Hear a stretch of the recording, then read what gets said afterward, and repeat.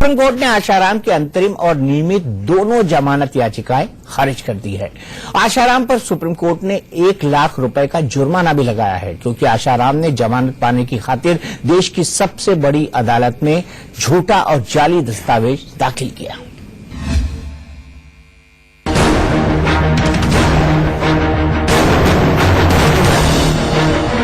नाबालिग से रेप के आरोप में जोधपुर जेल में बंद आसाराम ने झूठ और फरेब से अपने लिए राहत का आखिरी दरवाजा भी बंद कर लिया है। बीमारी के नाम पर सुप्रीम कोर्ट से जमानत के गुहार लगाने वाले आसाराम को सुप्रीम कोर्ट से फटकार मिली और जमानत के लिए झूठ बोलने पर 1 लाख के जुर्माने की सजा दी। आसाराम ने अपनी बीमारी का दावा मजबूत करने के लिए 8 नवंबर 2016 को सुप्रीम कोर्ट में एक दस्तावेज दाखिल किया। आसाराम का दावा था कि ये जोधपुर सेंट्रल जेल के सुपरिटेंडेंट की रिपोर्ट है। आसाराम के मुताबिक जोधपुर सेंट्रल जेल के अधीक्षक ने आसाराम के पालग्राम आश्रम के संचालक अजय कुमार शर्मा की आरटीआई के जवाब में कबूल किया है कि आसाराम की तबीयत बहुत खराब है। 2 सितंबर 2013 को जब आसाराम को जोधपुर सेंट्रल जेल लाया गया तब उनका वजन 77 किलो था, लेकिन आसाराम अब सिर्फ 62 किलो के रह गए हैं। बीमारी के चलते आसाराम शौच और पेशाब भी बिस्तर पर ही कर देते हैं। आसाराम का दावा था कि जेल सुपरिटेंडेंट ने माना है कि आसाराम को जिस इलाज की जरूरत है वो जोधपुर में उपलब्ध नहीं है। सुप्रीम कोर्ट ने जब इस आरटीआई के बारे में पूछा तो राजस्थान सरकार ने साफ साफ कहा कि ऐसी कोई आरटीआई जोधपुर सेंट्रल जेल में दाखिल ही नहीं हुई थी। जेल सुपरिटेंडेंट का जो जवाब आसाराम की तरफ से पेश किया जा रहा है वो फर्जी है। आसाराम ने इस फर्जीवाड़े का ठीकरा अपने पैरोकार पर फोड़ दिया। उन्होंने माना कि ये दस्तावेज सही नहीं है और इसके लिए वो सुप्रीम कोर्ट से बिना शर्त माफी मांगते हैं। जमानत के लिए फर्जी दस्तावेज पेश करने को सुप्रीम कोर्ट ने बेहद गंभीर माना।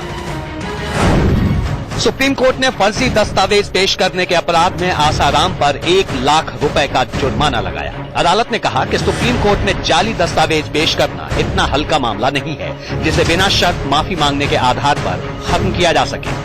कोर्ट ने राजस्थान सरकार को हुक्म दिया कि फर्जी दस्तावेज पेश करने के मामले में आसाराम के खिलाफ एफआईआर दर्ज की जाए, जल्द से जल्द जांच पूरी की जाए और अपराध साबित होने पर कानूनी कार्रवाई की जाए।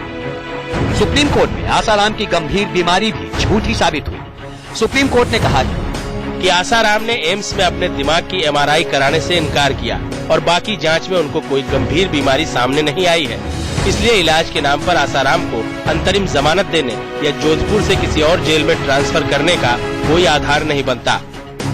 सुप्रीम कोर्ट ने आसाराम की नियमित जमानत याचिका भी खारिज कर दी, जो आसाराम के लिए सबसे बड़ा झटका है। सुप्रीम कोर्ट ने आसाराम को फटकार लगाते हुए कहा कि उनका रवैया ठीक नहीं है। कोर्ट ने कहा कि नाबालिग रेप केस में आसाराम ने जांच अधिकारी को 104 बार क्रॉस एग्जामिनेशन के लिए ट्रायल कोर्ट में बुलाया। इससे साफ है कि आसाराम नाबालिग रेप केस के ट्रायल में जानबूझकर अड़ंगा डाल रहे हैं। केस के ट्रायल के दौरान ही कई गवाहों पर जानलेवा हमले हुए और 2 गवाहों की हत्या भी हो चुकी है। ऐसे में आसाराम को जमानत नहीं दी जा सकती। सुप्रीम कोर्ट से आज आशाराम को झटके पे झटका लगा। सबसे पहले सुप्रीम कोर्ट ने आशाराम की स्वास्थ्य के आधार पर अंतरिम जमानत की अर्जी को ठुकरा दिया, उसके बाद उनकी नियमित जमानत की अर्जी को। वहीं फर्जी लेटर मामले में सुप्रीम कोर्ट ने आशाराम के खिलाफ एफआईआर दर्ज करने के आदेश दे दिए। कोर्ट ने कहा यह मामला इतना हल्का नहीं कि इसमें माफीनामे से काम चल जाए, इसमें पूरी तरीके से जांच होनी चाहिए और जांच में सबूत मिलते हैं तो आशाराम के खिलाफ कानूनी कार्रवाई की जाए। सहयोगी आंचल आनंद के साथ आशीष सिन्हा, इंडिया न्यूज, दिल्ली। तो हम आपको ये बता दें कि 2 तरह के टिप्पणियां सुप्रीम कोर्ट ने की है। पहली ये है कि फोर्स दस्तावेज के लिए उनके खिलाफ एफआईआर की जाएगी और एक के बाद एक जो उन्होंने जमानत की याचिकाएं डाली हैं उसके लिए उन पर 1 लाख तक का जुर्माना लगाया जाएगा, ये सुप्रीम कोर्ट ने कहा है। ये आशाराम के लिए बड़ी दिक्कत वाली बात यह है कि ट्रायल कोर्ट जो उनके खिलाफ जांच कर रही हैं, जो उनके खिलाफ केस सुन रही हैं, उस पर इसका क्या संकेत जाएगा जब सुप्रीम कोर्ट ही इस तरह की सजा आशाराम को देता है। यह भी एक बड़ी बात होगी। इसी पर बात करने के लिए आशाराम के पक्ष में हमारे साथ हैं दुर्गेश पांडे जी, जो कि प्रेसिडेंट है बापू समिति के, विपुल गर्ग जो कि फॉलोअर हैं, और कोमल जो कि फॉलोअर हैं आशाराम की। और अगेंस्ट में इसके हैं हमारे साथ एच.एस. रावत जी और कृष्णा शर्मा जी, दोनों धर्मगुरु हैं। अवधेश जी हमारे साथ हैं वरिष्ठ पत्रकार के तौर पर। हालांकि आप इनको आशाराम के पक्ष में सुनते आए थे अभी तक, लेकिन आज वो क्या स्टैंड लेते हैं सुप्रीम कोर्ट की इस टिप्पणी के बाद, ये सुनना बेहद महत्वपूर्ण होगा। और के मनन साहब जो कि वरिष्ठ वकील हैं, वो हमारे साथ जुड़े हुए हैं, सुप्रीम कोर्ट के वरिष्ठ वकील हैं। एक जमाने में उन्होंने आशाराम का केस लड़ा था कोर्ट के अंदर। सबसे पहले आपके पास आना चाहूंगा दुर्गेश जी, ये क्या है? मतलब सुप्रीम कोर्ट झूठ बोलने की हद इतनी कि सुप्रीम कोर्ट को झूठा हलफनामा दे दिया। देखिए दीपक जी, एक बड़ी मैं आज तो निवेदन करूंगा, सिर्फ सबको अपनी मन की बात कहने का अधिकार है। मैं भी अपने मन की बात कहना चाहता हूं, बहुत दिन से मेरे मन में है, आप सबके सामने रखना चाहता हूं। और जो कह रहा हूं उसके लिए मैं स्वयं जिम्मेदार रहूंगा, कुछ सही गलत हो तो। मैं बहुत दिन से, जब से बोलने की सेवा में आया हूं चैनल पे, पहले मैं जंतर मंतर पे था, मैं एक चीज नोटिस कर रहा हूं। ये केस जब आया तो सबसे पहले मैंने सुना, चैनल पे देखता था आप लोगों को, कि बापू ने लड़की को कमरे में बुलाया और कर दिया बलात्कार। सीधा एक लाइन में शब्द था। नहीं, ऐसा कभी नहीं कहा गया। आपके यहाँ ऐसा कभी नहीं कहा गया। मैंने कभी नहीं कहा, बार बार साफ किया है। मैं बता दूं, सेक्सुअली हरास करने का मामला जो पॉस्को के अंदर है। ठीक है। अब मैं बता देता हूं आपको, उस चैनल का नाम लेके उसका वीडियो रिकॉर्डिंग हमने रखा है, जिसने कहा भी, बड़े चैनल, बहुत बड़े जिसने कहा है उसकी बात आप उस चैनल पे करिए। मेरे चैनल पर आप ये बात करिए कि झूठा हलफनामा आशाराम ने क्यों किया। ये चीज, अब ये चीज है कि जब दूसरी चीज, जब मेडिकल रिपोर्ट आई कि लड़की के साथ में कुछ भी नहीं हुआ, चोट नहीं, खरोच नहीं, जोर नहीं, जबरदस्ती नहीं, कुछ भी नहीं हुआ, तो न लड़की के पिता न मां, कोई व्यक्ति सामने आया कि भाई ये रिपोर्ट झूठी है, इस पे केस बने। चलो फिर आई, गवाहों पे हत्या क्यों हो रही, गवाहों पे हमले क्यों हो रहे, हजार बार उस बेटी के पिता हमारे चैनल पे बैठे हैं। हाँ। उन्होंने बोला है मुझे धमकाया जा रहा है, उन्होंने बोला मुझ पर दबाव पड़ रहा है, उन्होंने बोला, उसके पिताजी साफ साफ आकर बोल रहे हैं कि मेरी बेटी को इंसाफ दो। हाँ। और आप देखिए, आपकी केस डिलेइंग टैक्टिक्स देखिए, 100 बार से ज्यादा आप इन्वेस्टिगेशन अधिकारी को क्रॉस एग्जामिन कर चुके हैं। आप एकदम सही कह रहे हैं, लेकिन मैं जो एक शब्द पूरा करना चाह रहा हूं, मैं कह रहा हूं कि ठीक है, उसके बाद में गवाहों के हमले की बात हो रही है। आज तो मेनन साहब भी हैं, आप लोग समझदार व्यक्ति हैं, जो भी गवाहों के हमले हुए, जो गवाहों के हमले पे जा ही नहीं रहा। मुझे इस बात का जवाब दीजिए, दे रहा हूं, क्या एक ऐसा आदमी जो धर्म में सत्य पढ़ाता है, जो उसके प्रवचन जिंदगी भर देता रहा, वो आदमी सुप्रीम कोर्ट देश की सबसे बड़ी संस्था के सामने झूठा हलफनामा देगा? ये चीज आपने ये बात सही कह रहे हैं। मैं कह रहा हूं कि बात यही है, नहीं कागज, नहीं, मैं कागज की बात कर रहा हूं। मैं ये पूछ रहा हूं, आज बापूजी के ऊपर जो आरोप लगे हैं, लगाए किसने हैं?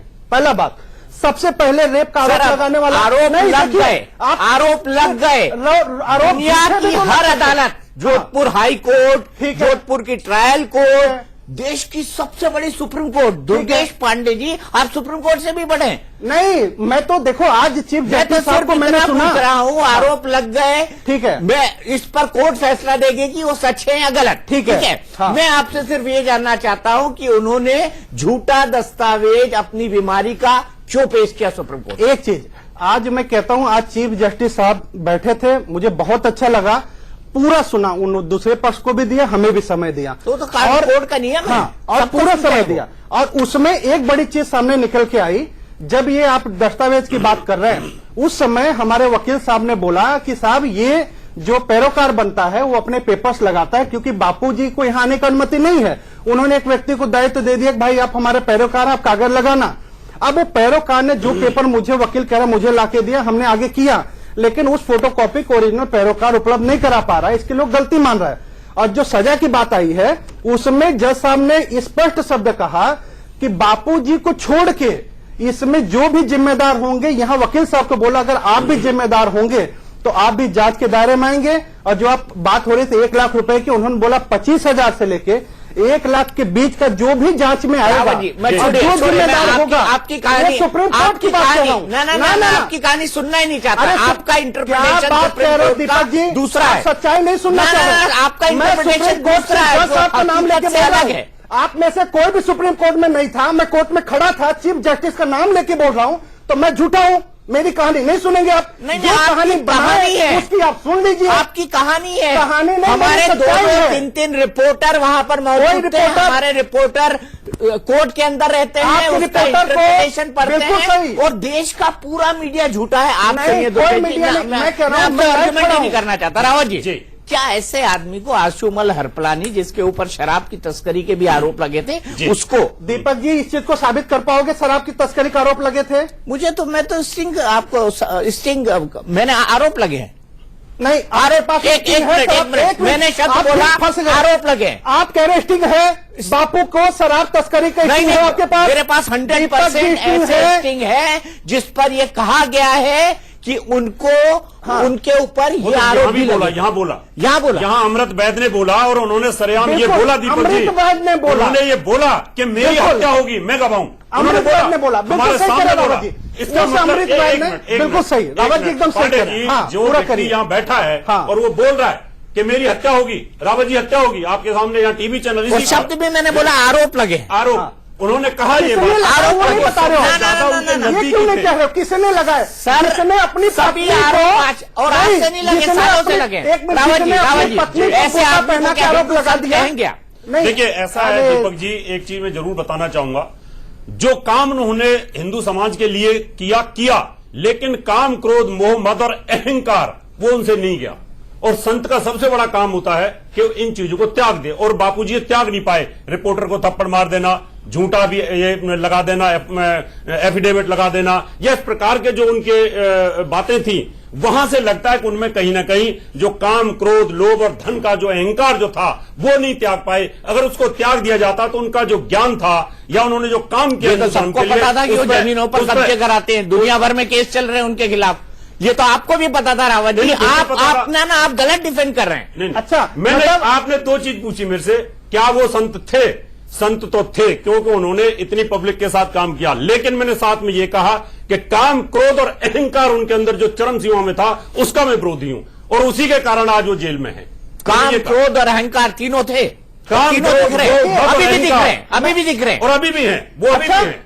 एक मिनट, मैं आपके देखिए, आपने काम, क्रोध, मद, अहंकार की बात करी मैंने है। नहीं कही, इन्होंने कही। अच्छा ठीक है, नहीं तो रावत जी अपने बात रख रहे हैं, मना नहीं है, आप भी कह दीजिए, मना इनकी बात कोई नहीं कह रहा हूं। रही बात, देखिए आज भी बापू जी को आप एक चीज भले कोई कहे, आज ये स्पष्ट बापू जी मानिए, मत कहिए, इस चैनल पे मत किया, आशुमल एक मिनट, हरपलानी कहिए। अगर मैं आपको दीपक जी कह सकता हूं तो मेरे संस्कार मैं भी है। आपको दुर्गेश जी कह रहा हूं। हाँ, तो आप ये मुझे मेरे संस्कार है। हाँ, तो दीपक जी आप एक चीज आप मुझे ना भी कहेंगे ना। और रही बात संत आसाराम जी बापू जो हैं, आप एक बात बोलिए, पारस को आप सोचिए ना कि कोई भी आप वो महेंद्र पारस प्रजापति, ऐसे काम अमृत करता है, प्रजापति, कृष्ण, सुनो, पारस ऐसे काम करता है। अरे काम ही नहीं किया कुछ। जेल सबसे में बड़ी जाने बात, वाला व्यक्ति सुधर जाता है, मगर इतने साल में भी अगर ना सुधर के इस तरीके का एफिडेविट जो वो भी कोर्ट में अगर उन्होंने दिया है, तो यहाँ पर कहीं ना कहीं ऐसा है कि आप अभी नहीं सुधरे। एक चीज सुनिए, कहीं ना कहीं कुछ ना जिसने कुछ गलत एफिडेविट दिया है, हमारे शिष्य अगर नहीं इस नहीं, तरीके एक की मिनट, कोई गलत चीज मेरी जो करेंगे, लीगल एडिटर है आंचल, उनका एसएमएस आया है। उसने कहा है कि क्या कहा है? Asaram himself admitted in the court. एक मिनट, हाँ, Durgesh is wrong, court set all involve criminal proceedings, मतलब जितने लोग भी इन्वॉल्व हैं, हाँ। उसमें आशाराम का नाम भी नहीं शामिल है। है। आशाराम ने जब बिल्कुल माफी नहीं। मांगी उसके बाद नहीं, आप एक चीज बताए तो चंचल, मैं बता रहा हूं, जज का नाम ले लेता हूं, आप सुप्रीम कोर्ट के जज का नाम लेके मैं बोल देता हूं। हमारे यहां से पैरोकार थे, हमारे यहां से जो पैरोकार थे, इस जज में चीफ जस्टिस के पास आने से पहले पिछली जज के पास थे, वहां उन्होंने खुद खड़े होकर के लिख दिया कि हाँ मैंने लगाया पेपर ये, लेकिन मैं इसका ओरिजिनल नहीं दे पा रहा हूं। ठीक है, वो हमारे पैरोकार जो थे मारवाड़ जी थे, अच्छा, दुर्गेश जी, नाम ले रहा हूं दुर्गेश जी, और उसमें बापू जी दुर्गेश से जी। पूछा ही नहीं था। आप बताओ, बापू जी जोधपुर जेल में है, दुर्गेश आप जी। कह रहे हैं यहाँ पे पेपर लगाया, तो उसमें मैं ये ये भी पूछना आता है ना चाहता हूँ, कि आखिर राजनीति ऐसा का आजकल कौन जो सा है षड्यंत्र है चुनाव बापू जी चल के रहा है, साथ, शायद जिनकी उनको जमानत जल्दी नहीं हो बाहर रहा है? आने का आपको क्या डर लगता हो, है? इसी अच्छा, वजह से शायद गलती हो गई हो। नहीं, एक चीज मैं नहीं, बताऊं, कहीं ना कहीं तो एक मिनट जी, हाँ। ये रही आरटीआई। हाँ ठीक है, ठीक है, ये मान लिया, आरटीआई मान है लिया। जिसके आधार पर वो दस्तावेज दिया गया है। ठीक है, ये आरटीआई आपके आदमी ने लगाई है। हाँ, उस पर लगाई लिखा है। हुआ है हाँ, अजय कुमार शर्मा, आशाराम आश्रम, पालग्राम नियर हाँ, डीपीएस ठीक है, मैं कह रहा हूँ ये स्थापित हो चुका है हाँ? कि ये तथ्य मांगे गए थे और ये तथ्य झूठे हैं, यानी ये हाँ? फर्जी दस्तावेज है। बिल्कुल। ये कह चुका है कोर्ट, आप भी मान रहे हैं। अरे मैं कह रहा हूँ कि जिसने लगा तो खुद माफी मांगा खड़ा होकर के। अच्छा ये आप बताइए बताइए, अगर इनका वकील लगाएगा, आप मुझे लगता है कि वकील नहीं, सुनिए मेनन साहब होंगे वहां पे, पैरोकार जो मनन साहब, पेपर मनन देता है वो पेपर को लगाया गया वहां पे, पैरोकार ने अपनी गलती मानी, लिखित में दिया है और जज अच्छा। ने बोला है उस चीज को। अच्छा मनन साहब, आप इतने सालों से वकालत कर रहे हैं, इतने वरिष्ठ वकील हैं, मैं आपसे ये जानना चाहता हूं कि अगर जो एक्यूज्ड है उसकी तरफ से उसका वकील कोई पेपर सबमिट करता है तो क्या उसका इन्वॉल्वमेंट हो सकता है या नहीं हो सकता, या वकील ही झूठ बोलता है? नहीं, वकील के बारे में तो मैं कोई कमेंट इस समय नहीं कर पाऊंगा, लेकिन एक बड़ा दुर्भाग्यपूर्ण है ये, क्योंकि मैंने शुरू में सबसे पहले मैं ही लॉयर था बापू जी का, पर लेकिन परिस्थितियां इतनी बदल गई हैं, इतने पैरोकार हैं इनके, और एक वकील पे विश्वास ना रखना, जोधपुर में इतने वकील बदलने, फिर यहां पे ना जाने कितने वकील खुद जाके वहां अप्रोच कर रहे हैं बापू को जेलों में। अब मैंने बहुत चीजें हैं, लेकिन जो आज का जो फैसला आया बड़ा दुर्भाग्यपूर्ण है। पैरोकार जो भी थे जिन्होंने डॉक्यूमेंट से एनेक्स करे उनके एफिडेविट होंगे, बापूजी तो सारा कुछ खुद तो नहीं कर रहे होंगे ना, पैरोकार पे ये जिम्मेदारी उसकी बनती है। और more over honourable supreme court ने ऑर्डर कर दिया कि इसकी प्रॉपर इंक्वायरी करी जाए, इन केस रजिस्टर करके जो जो आदमी इसमें सम्मिलित है उनको खिलाफ कार्रवाई होगी। लेकिन मैं ये एक इन टोटो फॉर एंड अगेंस्ट मैं कुछ नहीं कहूंगा, मुझे पता इस केस में क्या था क्या नहीं था, कुछ भी नहीं था, लेकिन अब इतना खराब हो गया है सारा मामला। उनके हितैषी कम है ये लोग, जितने भी आके टीवी पे बहस करना, एक पब्लिक परसेप्शन उनके खिलाफ तैयार करा देना, ये बजाय उनकी मदद करने के उनका नुकसान कर रहे हैं। मैं शुरू से रिकॉर्ड में जो भी मेरे क्लाइंट आए, मैंने कहा इनको कि आप इस केस को केस की तरह लड़िए, केस कोर्ट के आगे लड़ा जाएगा, ना कि टीवी पे लड़ना है। टीवी में इधर उधर की टीवी का एक आज बड़ा मनन साहब, इनके लोग तो अगर ये चीजें रख पहले रही है दिन इनके इसको खिलाफ भी कोई बात कॉन्स्पिरेसी नहीं। बता दिया और पहले दिन देश के सबसे बड़े पॉलिटिशियन का नाम आशुमल ने ले लिया। ठीक कह रहे हैं। मैं इस चीज पे दीपक जी नहीं जाऊंगा, आप मेरे पुराने मित्र हैं, आप मेरे को जाना तो पड़ेगा ना मेनन साहब। जो सरेआम अगर नाम लिया जा रहा है पॉलिटिकल बड़े बड़े लोगों का, तो आसाराम जी ने लिया था ना। इतनी डिबेट कंडक्ट मैं हुई वकालत है, करूंगा या मैं पॉलिटिक्स करूंगा, मैं वकालत करता हूं, मैं इन चीजों में नहीं जाता। मुद्दे पर इतनी डिबेट्स कभी कंडक्ट हुई होंगी। सिर्फ और सिर्फ सबसे ज्यादा कितने एक्यूज लगे, पिछले गत वर्ष किसी बड़े एस्टेब्लिश एक्टर को भी बेल मिली है और बहुत हुई है, लेकिन जितनी डिबेट्स आसाराम बापू में कंडक्ट होती है इंडिया न्यूज पे, और इतनी तो कभी भी नहीं होती। तो फिर कैसे हम बोले पब्लिक परसेप्शन, मेरे माननीय मेनन साहब ने बोला कि पब्लिक परसेप्शन चेंज करी जाती है, तो जब एक मुद्दा सब जुडाइज है तो मैं मेनन साहब पूछना चाहती हूँ कि इतनी ज्यादा डिबेट कंडक्ट करना क्या वाजिब है? सर वाजिब है क्या इतनी डिबेट कंडक्ट करना? कोर्ट से कहे ना, कोर्ट से कहे तो डिबेट पर रोक लगा दीजिए। इस देश में प्रजातंत्र है। Matter to be clear in the court only sir. क्यों इतनी डिबेट सिर्फ इंडिया न्यूज पे कंडक्ट होती है? एक बात बता दूं कोमल जी, मैं आप पे तेज बोलना नहीं चाहता, मुझे आप साफ कहा गया है कि कोमल जी के ऊपर कोमलता बरकरार रखें। मैं सिर्फ ये कहना काम कर रही है, करने दो। सिर्फ ये कहना चाहता हूँ कि आप कोर्ट में गए थे, आपने कहा था कि टीवी के अंदर आशाराम पर शो ना हो, लेकिन कोर्ट ने उसको भी नामंजूर कर दिया था। मैं आपको याद दिला दूं, कोर्ट ने नामंजूर किया था। अरे तो हम मना किया था कि नहीं? आप अगर बुलाते हैं तो बिल्कुल सुनने का भी तो मादा रखिए ना। आपका भी सर मेरे पॉइंट्स बता रहे थे, आपने उनको बीच में क्रिटिसाइज कर दिया। अगर आप बुला रहे हैं तो मैं रोकूंगा ना। गलत बोल रहा हूँ, जस्टिस मतलब आप बोल रहे हैं गलत, सबूत के साथ बोले तो गलत है। यार, आप जो मुद्दा रखे तो वही सही है। दुर्गेश जी, आप किसी भी जस्टिस का नाम ले लें, आप किसी भी जस्टिस का नाम ले लें, कुछ भी बोल लें। कोमल जी मैं आपको रोकूंगा नहीं अगर वो फैक्चुअली गलत होगा तो मैं रोकूंगा, ये मेरा अधिकार है और मैं इसी के लिए करूँ। रावत जी, दीपक जी, मैं कोमल जी से पूछना चाह रहा हूं कि ये कह रही है कि सबसे ज्यादा आसाराम जी पे डिबेट हो रही है। उसका कारण है कि आसाराम जी सबसे बड़े संत हुआ करते थे, 1/3 पॉपुलेशन उनके पीछे थी और इतनी भीड़ हुआ करती थी, तो नेचुरल डिबेट भी उसी रेशियो में होंगी ना। तो इस बात के लिए आप क्यों बोलती हैं? करेक्ट कर दूं रावत जी को कि थे नहीं, वो है, उनके फॉलोअर्स आज भी मानते हैं। कोर्ट की उसमें है, इसलिए आपने चला दिए इतने सारे चैनल्स, इस टाइम तो बोल दिया ये ब्लेम्स लगे हैं। बट हम नहीं मान रहे हैं, उनके फॉलोअर्स आज भी मानते हैं, क्योंकि मेरा संविधान मुझे इसकी स्वीकृति देता है कि मैं अगर पत्थर को भी भगवान मानती हूं, लेकिन फिर आप ये नहीं कह सकते डिबेट हो रही है। अगर कोई व्यक्ति पॉपुलर है, कोमल मुझे थोड़ा लगता है कठोर होना पड़ेगा। मैं आपको एक बात साफ साफ बता दूं कि आज बकायदा ये आपका आर्गुमेंट कल तक ठीक था, लेकिन आज बकायदा सुप्रीम कोर्ट ने उनको एक मामले में सजा दे दी है, उन पे जुर्माना लगाया है। ये सुप्रीम कोर्ट की टिप्पणी, और सुप्रीम कोर्ट इस देश में सबसे ऊपर है, प्रधानमंत्री से हुए जांच के बाद तय होगा। एक मिनट डायरेक्ट नहीं बोला है, जांच के बाद तय होगा। ये गलत कौन है उसमें आरोपी, ये गलत है, ये तो खुद आशाराम मान चुका है। नहीं माने हैं, एक मिनट, ये गलत है तो खुद मान चुके हैं। अरे मैं कह रहा हूं कि जो पैरोकार ने पेपर लगाया, जैसे अभी मेनन साहब ने बोला कि कई वकील कई पैरोकार हो गए। आप एक देखिए, एक चीज तो मैं कह रहा हूं, अरे तो पैरोकार आप भी है ना, उसमें आप भी पैरोकार है, आप बोल रहे हैं, आप किसके भी आप पे ये भी तो पैरोकार है ना, आप किसके भी आप पे बोल रहे हैं। ठीक है, ये बात आपने सही की, मैं उनके बिहार पे बोल रहा हूं।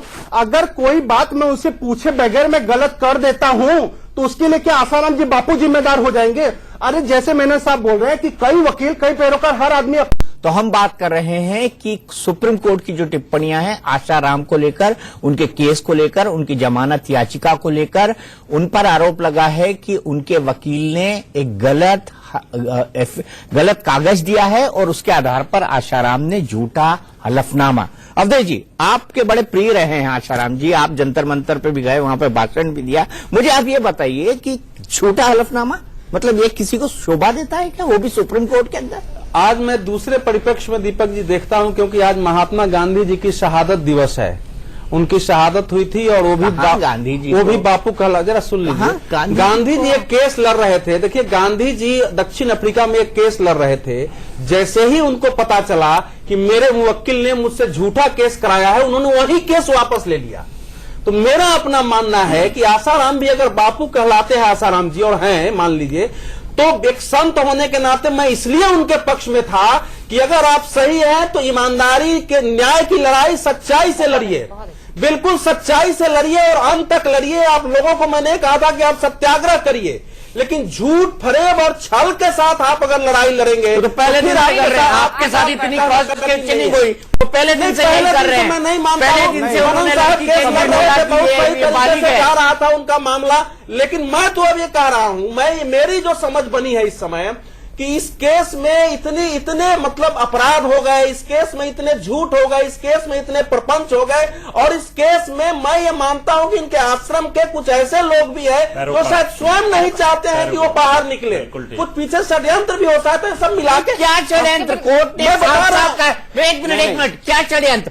कोर्ट ने साफ साफ कहा है कि गवाहों के जो हमले हुए, जो टिप्पणी की है, सुप्रीम कोर्ट की जो टिप्पणी है वो बहुत ही खतरनाक, बिल्कुल खतरनाक है। सुप्रीम कोर्ट की टिप्पणी से मैं सहमत हूं। सुप्रीम कोर्ट ऐसे कोई टिप्पणी नहीं करता है।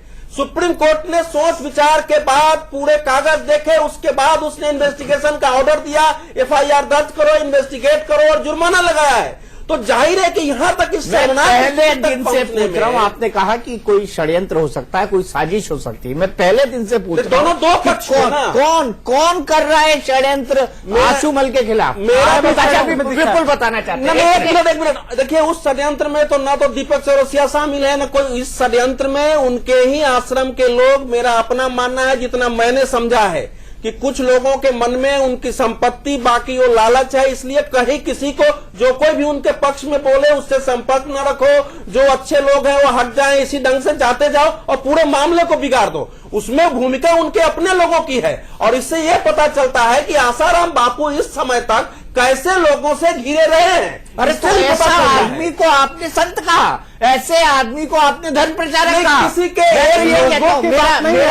मेरा बड़ा सीधा मानना है अवधेश जी, मेरा बड़ा सीधा मानना है, और वो ये है कि आदमी अपनी जीते जी उसी जिंदगी के अंदर जो कर्म करता है वो उसको यहीं जेल के जाना है। आप मुझे बताइए, आपको ये पता था कि उसके खिलाफ लैंड ग्रैबिंग के मामले हैं, उसके खिलाफ, उसके बेटे के खिलाफ कई सारे अलग अलग तरह के एलिगेशन है, आशाराम के खिलाफ कई तरह के अलग अलग एलिगेशन है, उसके बावजूद भी आप लगातार उनका सपोर्ट करते हैं? मैं सपोर्ट इसलिए कर रहा था कि जिस मामले में उनको पहले अरेस्ट किया गया उस मामले को मैंने गहराई से देखा। वो पॉस्को के कारण बलात्कार का मामला बना है, उसमें कोई भी बलात्कार का ऐसे देखा जाए तो हुआ ही नहीं बलात्कार। आप क्यों वो इसके कारण सही जाहिर है कि उस केस में मैं डिफेंड करता था, लेकिन फिर भी एक मिनट, एक नाबालिग लड़की ये कह रही है नाबालिग मतलब जिसकी उम्र 18 साल नहीं हुई है, हरिश्चंद्र के वंशज हो गई और बाकी सारे झूठे हो गए, तो मैं नहीं मानूंगा। दीपक जी मैं आपसे ये कहना चाहता हूँ, दीपक आज जी जो बहस कर रहे हैं मैं हरिश्चंद्र का वंशज हूँ, आप ये कह रहे हैं कि आप हरिश्चंद्र मेरी बात सुनिए, मैं आपसे पूछता हूं कि आपने सपोर्ट किया और मैं विरोध में था शुरू से।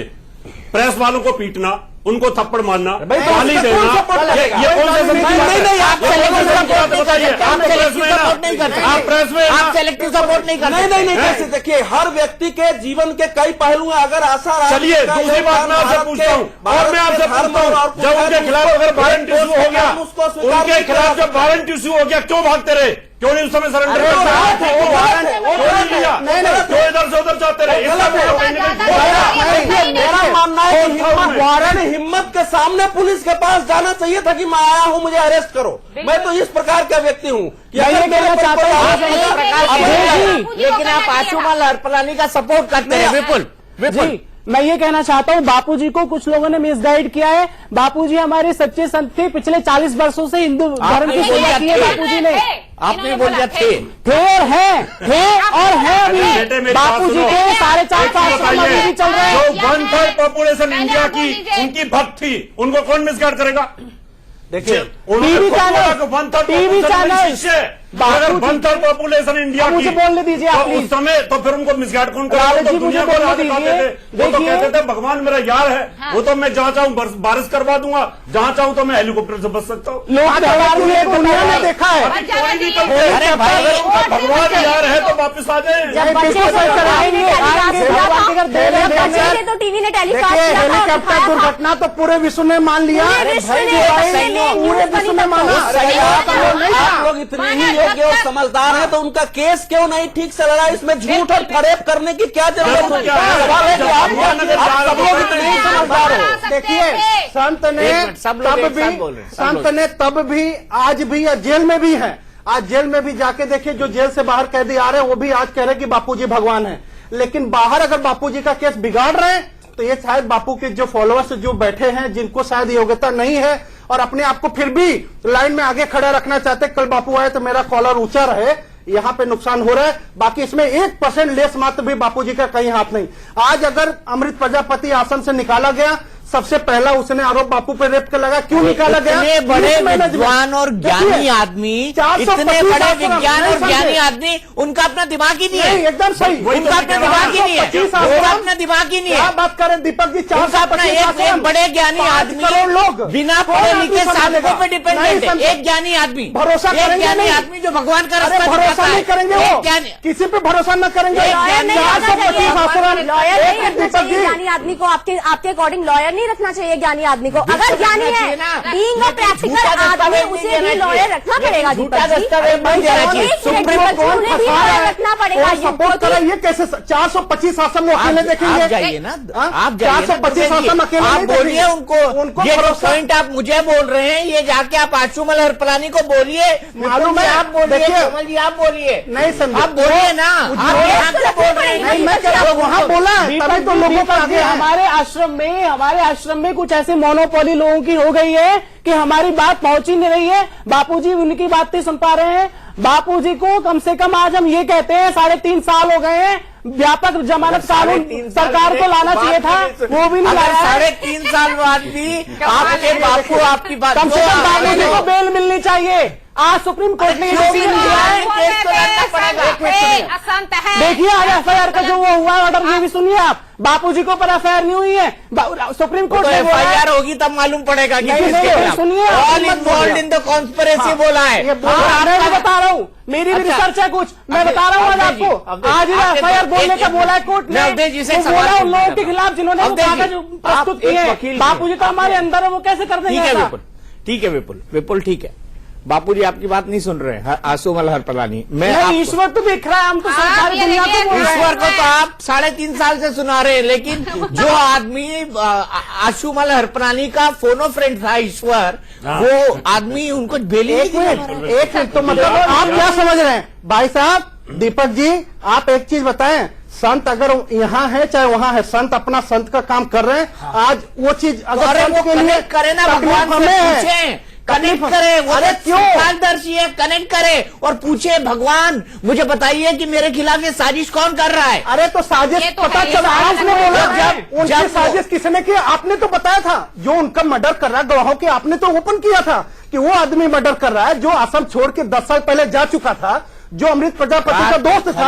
आपने तो बोला था, आज आप ही भूल गए। आपने दिखाया था चैनल पे, ये मर्डर करने वालों का आपने दिखाया था कि नहीं? ये स्थापित हो चुका है क्या कि स्थापित वो हो गया? लोग आशाराम के संपर्क में थे। अरे नहीं, आज से 10 साल पहले। हाँ, दुबे जी, अब ये बताइए कि आपको क्या लगता है कि इस षड्यंत्र में बापूजी ज्यादा जिम्मेवार हैं कि आप लोग जो पैरोकार हैं वो ज्यादा, या आश्रम के लोग ज्यादा जिम्मेवार एक चीज हैं? मैं ईमानदारी से बोलूं, हाँ, देखिए सर मैं रावत जी ये नहीं मानता। चलो नहीं, देखिए, आप बात छोड़ दिए, लेकिन क्या बात काट दिए। आप ना सुनना नहीं चाह रहे। इनकी जवाब क्यों नहीं देने के अपने? आप मोनोपोली नहीं कर सकते, मुझे अपना पॉइंट रखने दीजिए। एक व्यक्ति जिसके फॉलोअर देश में 1/3, बिल्कुल ठीक। इस देश की जनसंख्या कितनी है? 125 करोड़। 125 करोड़। 125 करोड़ के 1/3 कितने हो गए? 40 करोड़। 40 करोड़। 40 करोड़ लोगों में एक भी व्यक्ति ऐसा नहीं है जो सलाह दे सके और जिसकी बात आशुमल हरपलानी सुने। और मैं ये पूछ रहा हूं कि आरोप लगने के बाद तो वो कई दिन जेल के बाहर थे, भागते रहे इधर से उधर, भोपाल गए, यहाँ गए, वहां गए। वो भगवान से पूछ लेते हैं सीधे, गॉड से फोनो फ्रेंड करके कि मुझे बताइए, मुझे बताइए कि मेरे खिलाफ कौन षड्यंत्र कर रहा है। 2 महीने नारायण साईं भागता रहा, भेष बदल बदल के भागता रहा। नारायण साईं भाग नहीं रहे थे, नारायण साईं भाग नहीं रहे थे। उन्होंने अग्रिम जमानत की बेल लगाई हुई थी कोर्ट में, कोर्ट में उन्होंने बेल लगाई हुई थी और कोर्ट ने वो जमानत साईं भाग नहीं रहे थे। साईं जी ने इश्तेहार छपाया था, अखबारों में न्यूज आर्टिकल छपे थे कि मैं कहीं भाग नहीं रहा हूँ, मैं अपने अधिकार की रक्षा कर रहा हूँ और अग्रिम जमानत का अप्लाई करना हर किसी का अधिकार है। नारायण साईं जी निर्दोष थे। ऐसा है कि अगर वो नहीं भाग रहे होते तो केस आपका इतना बिगड़ता भी नहीं। नारायण साईं ने मैं कहता हूँ मीडिया की देन है, मीडिया वालों ने दिखाया, ये मीडिया वालों ने दिखाया। इसी चैनल पर भाग रहे, अरे इसी सुनो ना, अग्रिम जमानत की चक्रपाली जी ने गीत गाया कि जहाँ भी हो वापस आ जाओ, तब भी वापस नहीं आया। नारायण साईं ने ऐसे अपकर्म किए, इतने भागा, इतने छिपे, पुलिस पीछे घूमती रही कि मैं समझता हूँ कि इस केस के खराब होने में नारायण साईं की भूमिका ज्यादा हो गई। चैनल से कहा जाता है मीडिया तो भैया वही काम करेगा ना जब वो मीडिया को उसको दिखाएगा। मीडिया अच्छा ये बताइए, एक मिनट, ये बताइए कि वो जो कागज था, वो हलफनामा जो आशाराम ने बाद में दिया, आशुमल हरपलानी ने, वो कागज किसने सबमिट किया था? आशाराम के वकील ने। मानते हैं आप इस बात? किया था दोनों। जब आदमी एक वकालतनामा साइन करता है तो वो अपने वकील के कृत्यों के लिए खुद जिम्मेदार होता है, इसीलिए वकालतनामा साइन करवाया जाता है। मानते हैं आप? बिल्कुल ठीक है, मानते हैं। जैसे हमने वकालतनामा पर साइन किया, मतलब हमने उसको अधिकार दे दिया कि हमारे बदले आप लड़ो, तो हमको ये विश्वास होना चाहिए। बिल्कुल ठीक। सीधी सी बात है, तो उसके लिए हम जिम्मेवार होंगे। ये नहीं है कि वो केवल वकील हम कह रहे हैं देर से कि हमारे आश्रम में कुछ ऐसे लोग आ गए जिन्होंने ऐसे वकील आके और अपनी मनमर्जी कर रहे हैं। अरे तो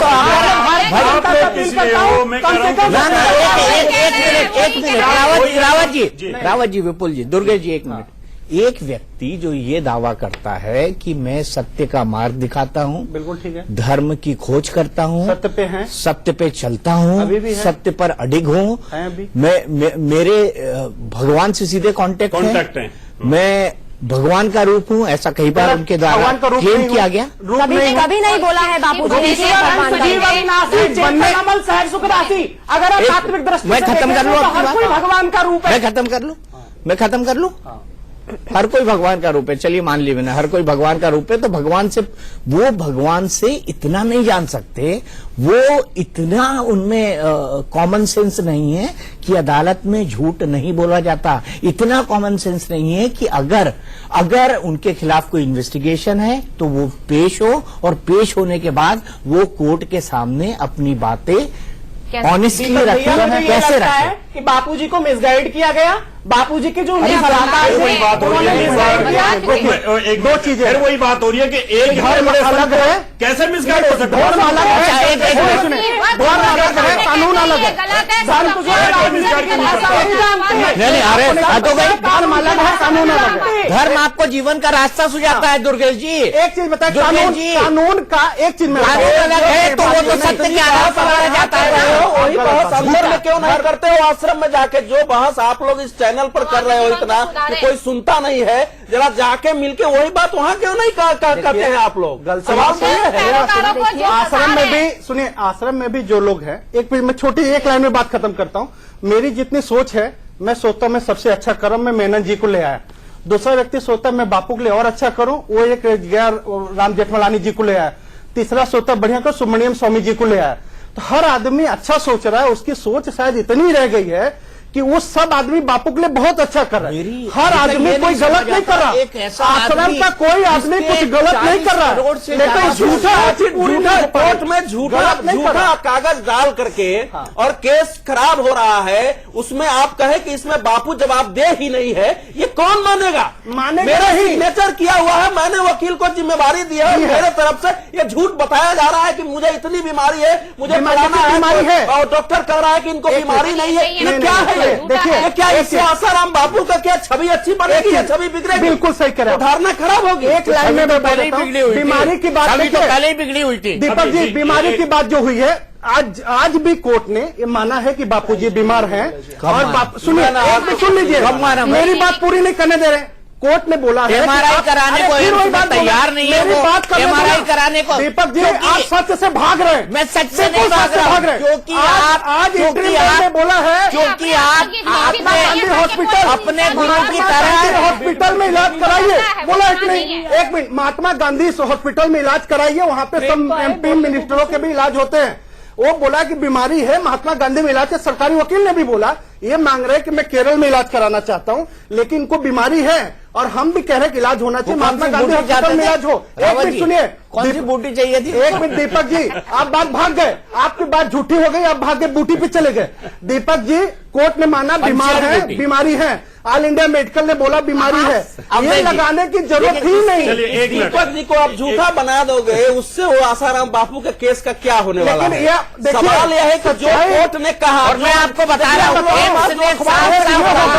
आज समाज में दुनिया में जो झूठा फैलाया ना, कहा कि कोई गंभीर नहीं गंभीर बीमारी है, समाज कोर्ट में गलत है, आप सही है। 7 बीमारी। एक मिनट, दुर्गेश जी बापूजी को न्यूरोलॉजिया है। बिल्कुल एक मिनट, दुर्गेश जी अभी ये कह रहे थे कि आश्रम का हर व्यक्ति उनका भला चाहता है। हाँ, कोई वकील लेके जाता है, कोई जेठमलानी, आश्रम के लोग षड्यंत्र कर रहे हैं, लेकिन आश्रम के लोग षड्यंत्र कर रहे हैं। लेकिन मर्डर कौन करा रहा है?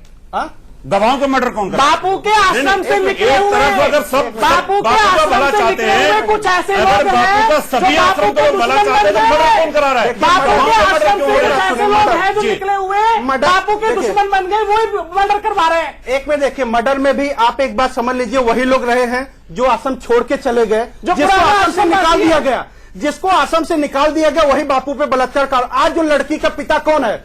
हमारे निकाला मर्डर वो कर रहे हैं कि उनके मर्डर हो रहे हैं? नहीं, उनके आपस में पैसे का लेन देन, आपने निकाला, उसका मर्डर हुआ। नहीं, आपस में संत है कि व्यापारी? मुझे एक सवाल का जवाब दो, ये संत है कि व्यापारी? क्या चीज? ये संत है आशुमल हरपलानी की व्यापारी? बापू संत है, हवाला कारोबारी है, ये इनकम टैक्स स्थापित कर चुका है। क्या चीज? हवाला कारोबारी है। रिपोर्ट है? मैं दिखा दूंगा आपको। नहीं है, मैं दिखा दूंगा इनकम टैक्स ने बोला कुछ नहीं मिला, कुछ नहीं मिला आपको, आपके पास है नहीं, मैं दिखा दूंगा। मैं रिपोर्ट दिखाऊंगा, इनकम टैक्स को कुछ नहीं मिला, मैं लेके आया हूँ। यही सत्यवादी हरिश्चंद्र। दीपक जी, मैं ये कहना चाहता हूँ, प्रूफ नहीं है, आप झूठ बोल रहे हो। एक बार मुझे कहने दीजिए, सुप्रीम कोर्ट आज मैं पूरी दुनिया से अपील करता हूँ कि बापूजी 3.5 साल से अंदर है, देश में कैसे कानून बने कि पॉस्को 1 साल में निस्तारण हो और कम से कम 1 साल में उनको सजा होनी चाहिए जो भी इसका दोषी है। बापूजी को 3.5 साल हो गए, 3.5 साल हो गए। आज कोर्ट ने ये बोला कि बापूजी ने केस खींचा, बापूजी ने केस खींचा, बापू हमारे रोज आते हैं पेशी पे, बापूजी हमारे पेशी पे रोज आते हैं। 2 महीने जोधपुर में 2 महीने वहाँ की वकीलों ने हड़ताल की है, तब जाके वो केस खिंचता है। हमारे बापू आज 80 साल की उम्र में भी रोज कोर्ट में आते हैं, वह जाते हैं, कानून का पालन कर रहे हैं। आज बापू जी को जमानत मिलनी चाहिए।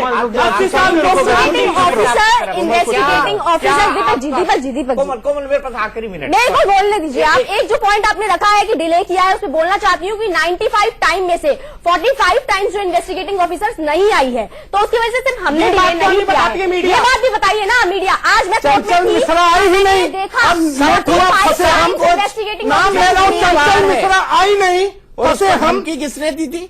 और इन्वेस्टिगेटिंग ऑफिसर सबसे हर इन्वेस्टिगेशन ऑफिसर बोलता है कि मुझे धमकी दी गई। चंचल मिश्रा को धमकी दी गई। जो अंदर बैठा है वो धमकी उसको देकर के अपना केस खराब करेगा। दीपक जी जो अंदर बैठा है वो केस खराब आप करेगा। कैसे कह सकते हैं? हम भी तो आज ये बताइए कि क्या आज के डिसीजन के बाद आपका दिल बदल गया है कि आप एक गलत आदमी को सपोर्ट कर रहे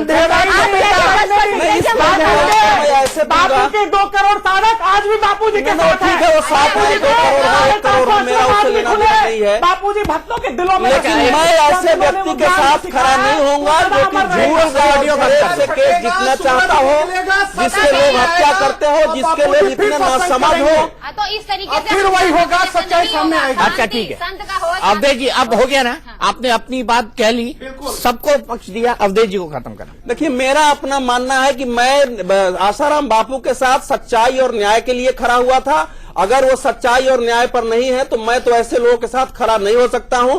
अगर कोर्ट में झूठ और फरेब दे करके जमानत चाहो, ऐसी लड़ाई का मैं अपने जीवन में समर्थन नहीं कर सकता हूं। और मैं उनके भक्तों को भी कहता हूं कि अभी भी समय है, आप चेतो और सच्चाई की लड़ाई लड़ने की ओर बढ़ो, नहीं तो आपके बापू कभी भी जेल से बाहर निकलने वाले। लेकिन एक मिनट अवधेश जी फॉर्जरी डॉक्यूमेंट्स करने होते तो वो 3 साल तक करते।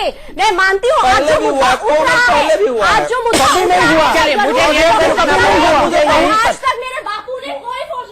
चलिए मुझे यहीं पर रुकना पड़ेगा। अफसोस मेरे पास वक्त इतना ही है आज की बहस के लिए। इस बहस के बाद आप खुद तय कर सकते हैं कि क्या हो रहा है आशाराम के केस में, आशुमंगल हरपलानी के केस में, और